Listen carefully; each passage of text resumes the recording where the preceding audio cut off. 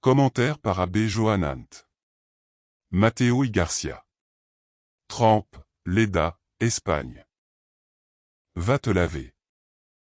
Aujourd'hui, 4e dimanche de Carême, appelé dimanche de joie, la liturgie nous invite à expérimenter une joie profonde, une grande allégresse car la Pâque approche.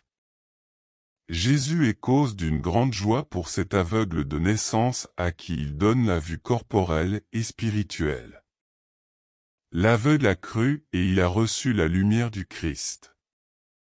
Par contre, les pharisiens, qui se croyaient dans la lumière et dans la sagesse, sont restés aveugles à cause de l'endurcissement de leur cœur et de leurs péchés.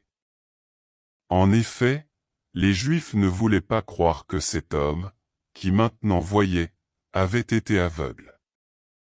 C'est pourquoi ils convoquèrent ses parents. Comme elle est nécessaire la lumière du Christ pour voir la réalité dans sa vraie dimension.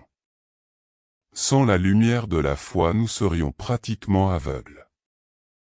Nous avons reçu la lumière de Jésus-Christ et il faut que cette lumière éclaire toute notre vie.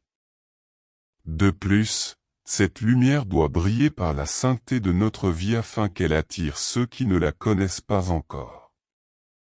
Tout ceci suppose une conversion et une charité croissante.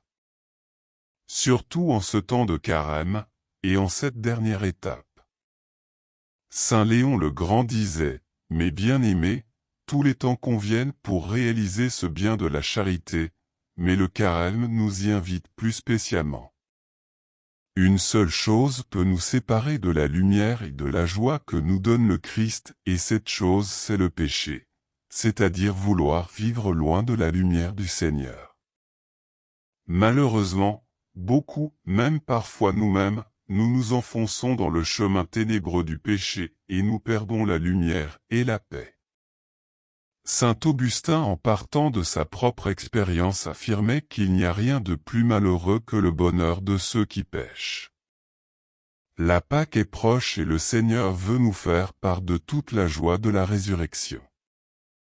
Préparons-nous à la recevoir et la célébrer. Va te laver, nous dit Jésus. Allons nous laver dans les eaux purificatrices du sacrement de la pénitence. Là nous trouverons la lumière et la joie et nous nous préparerons de la meilleure manière à recevoir la Pâque.